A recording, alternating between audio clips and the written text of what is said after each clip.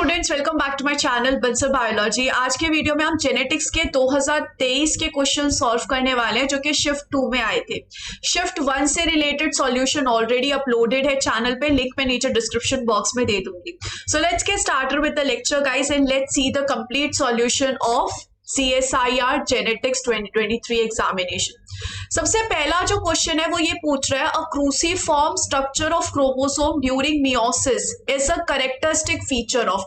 Cruciform structure क्या होता है? इस तरीके का जो स्ट्रक्चर होता है इसको क्रूसीफॉर्म स्ट्रक्चर कहा जाता है। ये स्ट्रक्चर बेसिकली कब देखा जाता है? ये स्ट्रक्चर बेसिकली ट्रांसलोकेशन में देखा जाता है। ट्रांसलोकेशन जब होता है उस टाइम पे पेयरिंग होती है, यहाँ पर अलग अलग तरीके की पेयरिंग होती है। क्यों होती है? क्योंकि मूवमेंट ऑफ या फिर transfer of, translocation of genes हो जाता है एक क्रोमोसोम से दूसरे क्रोमोसोम पे। इसकी वजह से यहाँ पर नॉन होमोलॉगस क्रोमोसोम में ऐसी पेयरिंग देखी जाती है। तो इसका ऑप्शन ए था। ये तो डायरेक्ट क्वेश्चन था जो CSIR ने पूछा था। अगर हम नेक्स्ट क्वेश्चन पे चले तो नेक्स्ट क्वेश्चन क्या पूछा गया है? नेक्स्ट क्वेश्चन पूछा गया कि कलर ब्लाइंड फादर है। फादर किस तरीके का है? कलर ब्लाइंड है। उनकी एक डॉटर हुई है जो कि कलर ब्लाइंड है। डॉटर जो है वो भी कैसी है? कलर ब्लाइंड है, लेकिन वो टर्नर सिंड्रोम के साथ। अब टर्नर सिंड्रोम क्या होता है? टर्नर सिंड्रोम का मतलब होता है कि फीमेल के पास 45 क्रोमोसोम्स ही प्रेजेंट है। जहां पे एक फीमेल के पास रहते हैं 46 क्रोमोसोम, इसके पास 45 ही है और उसका एक एक्स क्रोमोसोम मिसिंग है। अब यहाँ पर फादर जो है इस लड़की का वो कैसा है? कलर ब्लाइंड है और लड़की भी कलर ब्लाइंड हो रही है। तो उससे मैं यही समझ सकती हूँ कि इस फादर से जो एक्स क्रोमोसोम है इस लड़की के पास आया होगा, क्योंकि इन्होंने मम्मी के बारे में कुछ भी नहीं बताया। तो मैं यही समझ सकती हूँ कि फादर से ही एक्स क्रोमोसोम इस लड़की के पास आया होगा जो कि इन्फेक्टेड है, कलर ब्लाइंडनेस के लिए अफेक्टेड है। The genotype of the daughter is due to. अब ये पूछ रहा है कि जो ये जीनोटाइप है वो डॉटर का ऐसा क्यों है। कहने का मतलब है डॉटर के पास एक एक्स क्रोमोसोम की कमी क्यों है।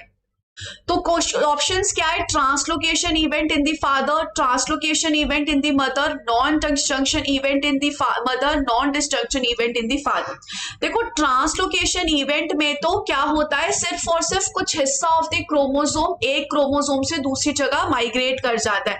कहने का मतलब है कि ये क्रोमोसोम है, इस क्रोमोसोम का कुछ हिस्सा यहाँ पर कहाँ चला गया? दूसरे क्रोमोसोम के पास चला गया। तो दिस इज ट्रांसलोकेशन। अब अगर ट्रांसलोकेशन भी हुआ होता तो ऐसा तो नहीं होता कि पूरा का पूरा एक क्रोमोसोम ही गायब हो गया, एक्स क्रोमोसोम ही गायब हो गया। ऐसा तो नहीं हो सकता। तो फर्स्ट ऑप्शन नहीं हो सकता, सेकंड ऑप्शन नहीं हो सकता।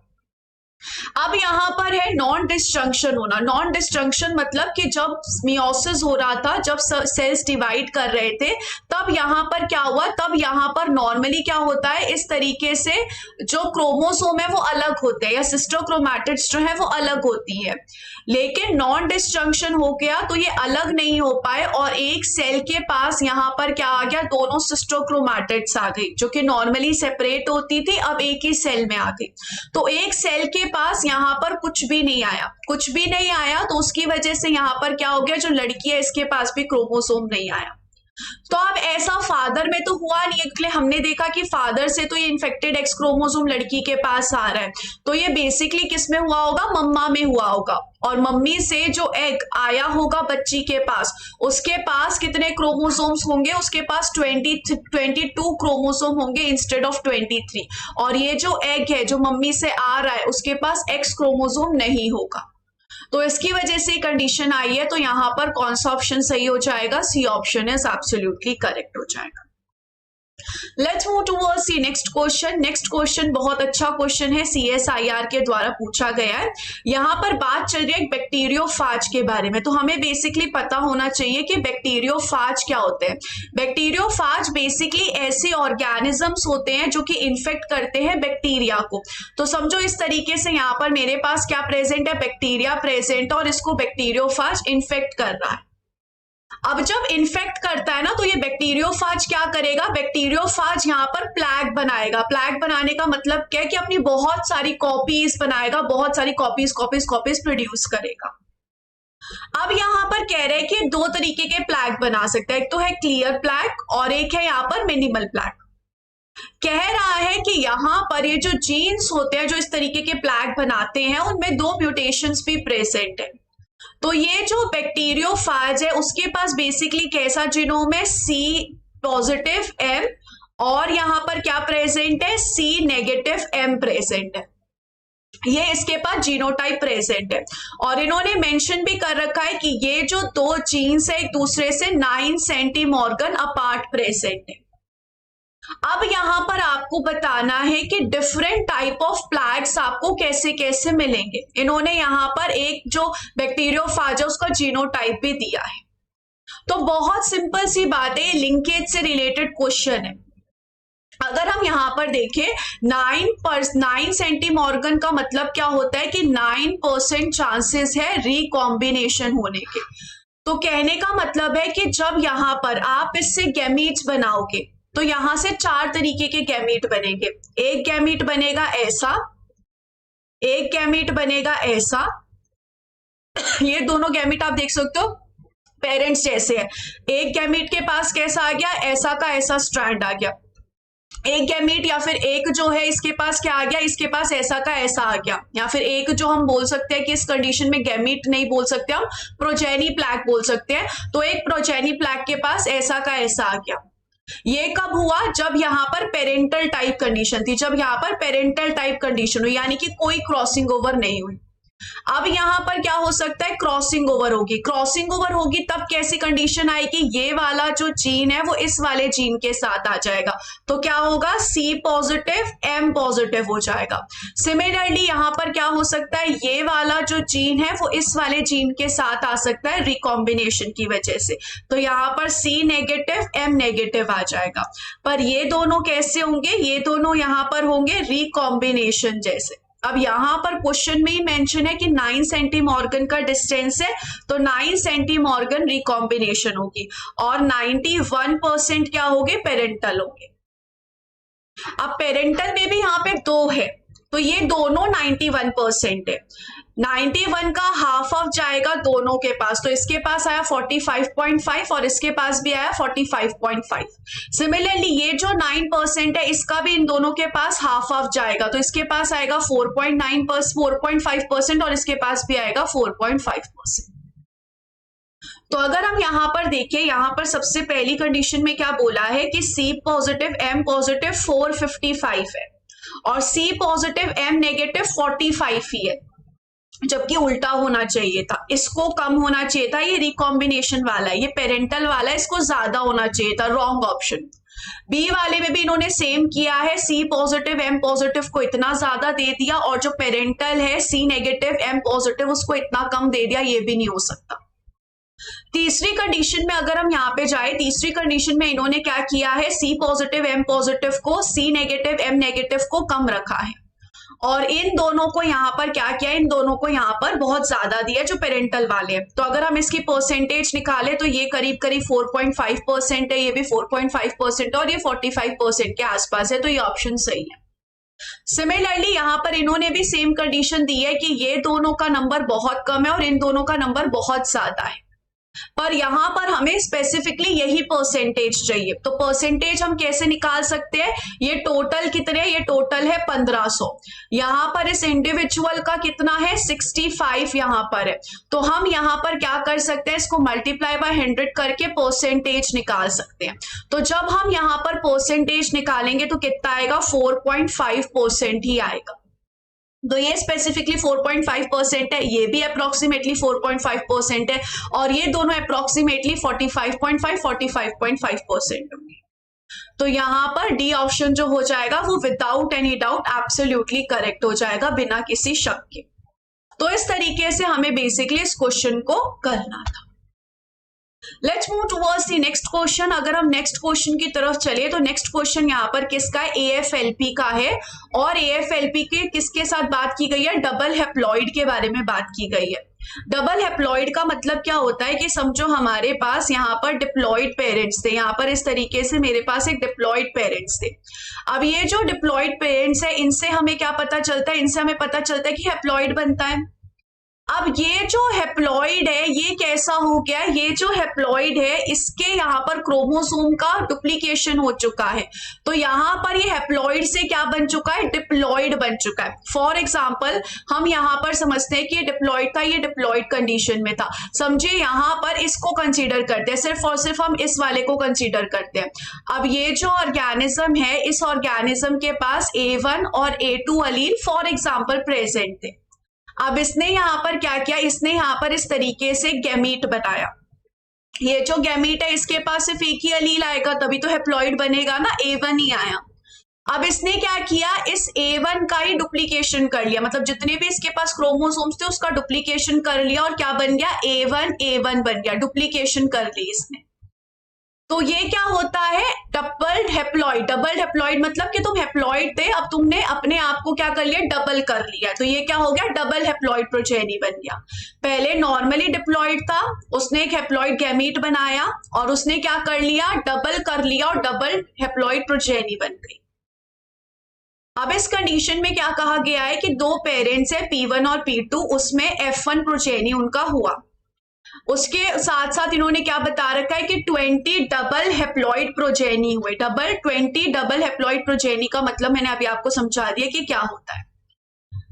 फ्रॉम F1 से हुए हैं। Double haploid are created through chromosome doubling of the pollen grains in the anther culture. देखो इन्होंने यहाँ पर ये बात भी साफ साफ बता दी है कि डबल हेप्लॉइड का मतलब क्या होता है कि क्रोमोसोम की डबलिंग होती है। जैसे कि मैंने अभी आपको कहा कि पोलन ग्रेन जो है उस पे हेप्लॉइड सेट ऑफ क्रोमोसोम्स थे, लेकिन उनकी डबलिंग हो गई तो वो डिप्लॉइड हो गए। अब यहाँ पर जब डिप्लॉइड हुआ है तो उनके पास सेम क्रोमोसोम होंगे जो डिप्लॉइड हुआ है, क्योंकि लिए एक क्रोमोसोम ही डिप्लॉइड हुआ है, तो अगर एक क्रोमोसोम पे A1 अलील था तो दूसरे पे भी A1 अलील ही होगा।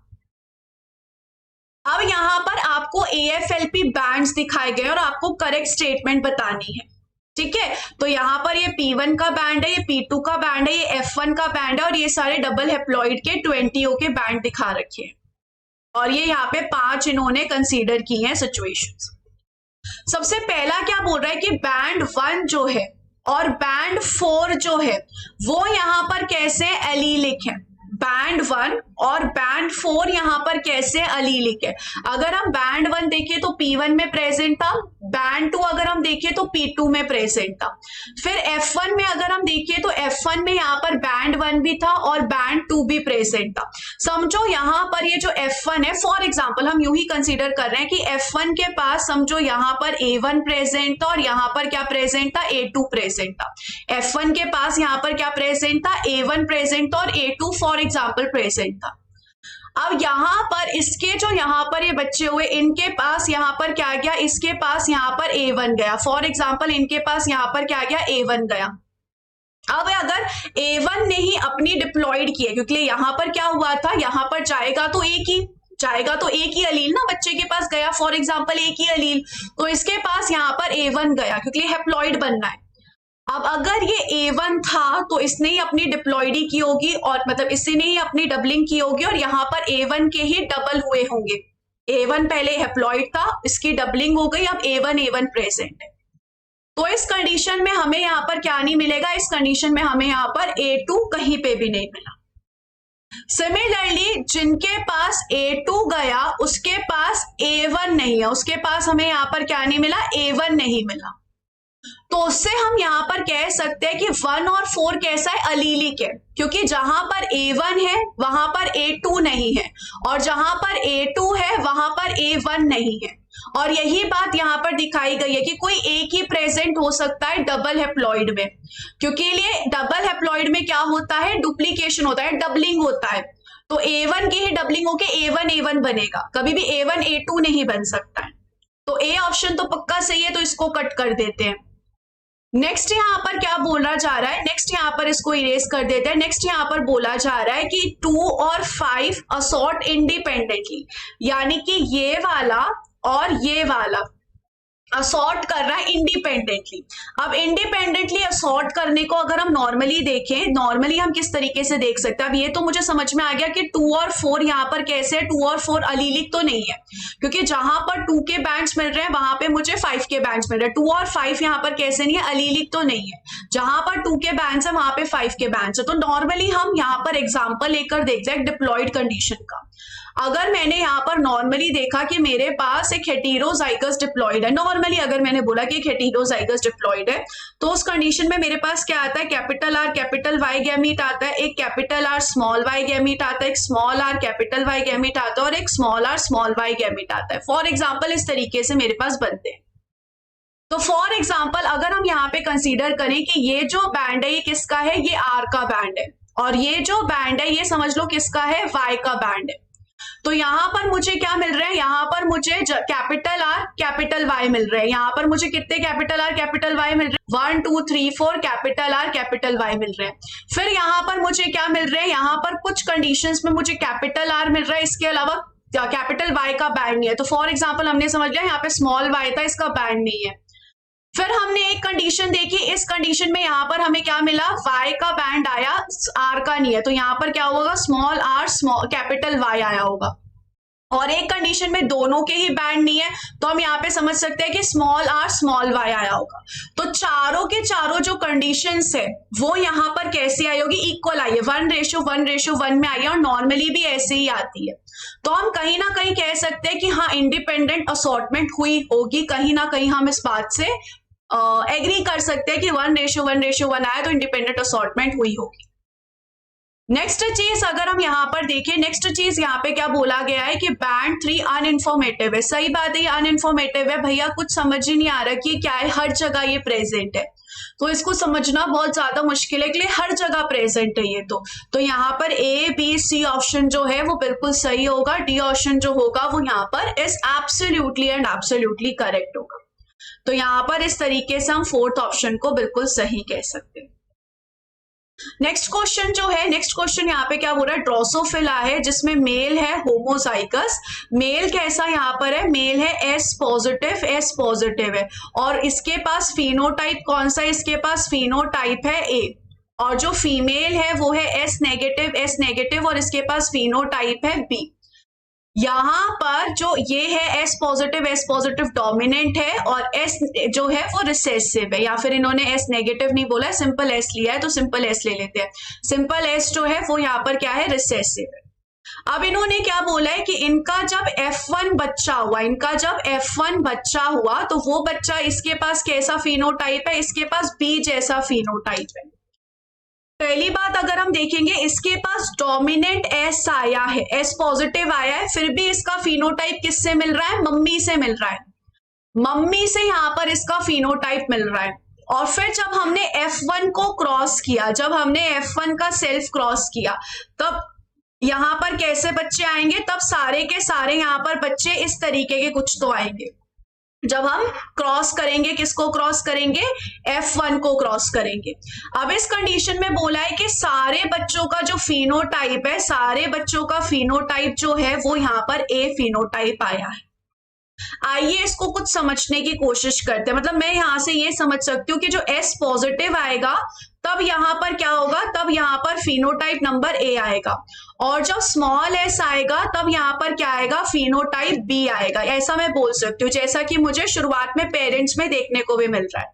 फिर जब मेरी F1 जनरेशन आई तब बच्चे के पास एस पॉजिटिव आया, स्टिल सारे के सारे बी आए, तो इसका मतलब यहां पर मम्मी का जैसा जीनोटाइप था वैसे बच्चे आए, जैसा मम्मी का फिनोटाइप था, सॉरी जैसा मम्मी का जीनोटाइप था वैसे बच्चे का फिनोटाइप हुआ। मम्मी ऐसे थी तो बच्चा ऐसा आया।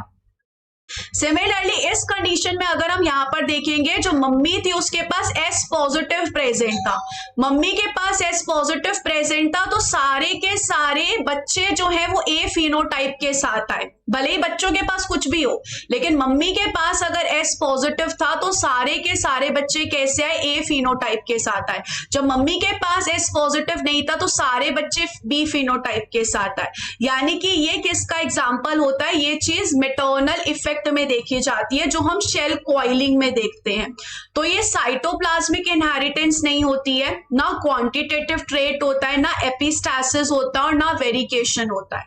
ये साफ साफ यहाँ पर होता है जिसको हम बोलते हैं मेटर्नल इफेक्ट, जिसमें जो बच्चे का फिनोटाइप है वो मम्मी के जीनोटाइप पे साफ साफ डिपेंडेंट होता है।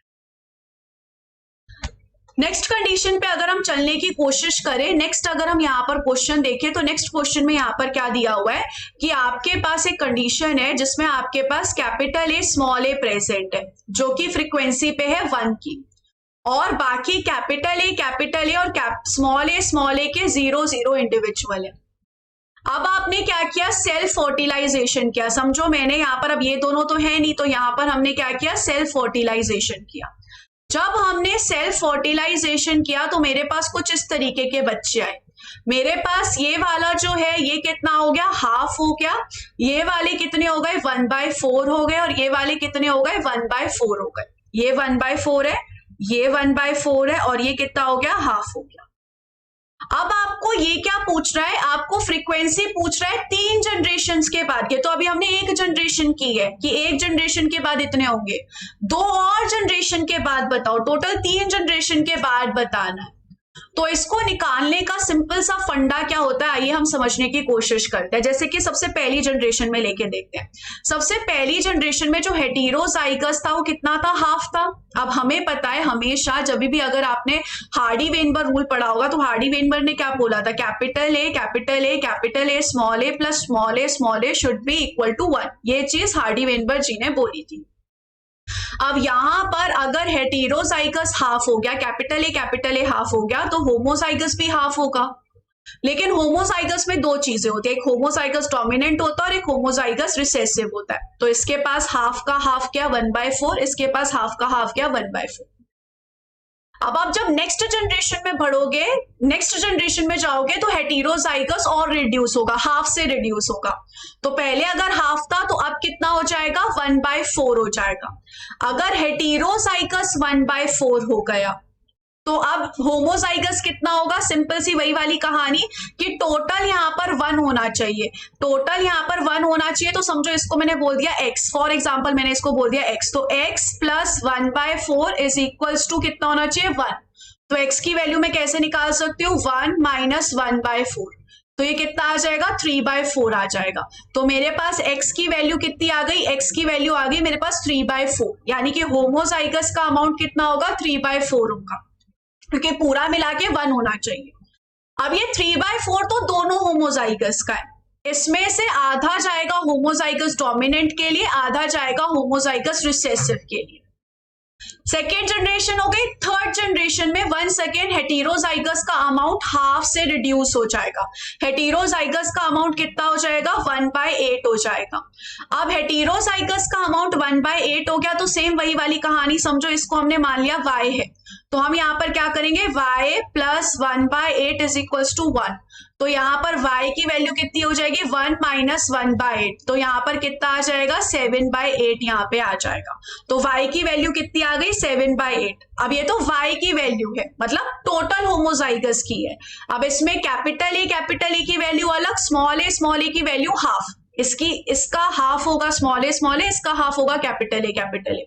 तो कैपिटल ए कितना हो गया, 7/16, स्मॉल ए कितना हो गया, 7/16, और कैपिटल ए स्मॉल ए कितना हो गया, 1/8। तो यहां पर कौन सा ऑप्शन सही हो जाएगा, B option is absolutely correct.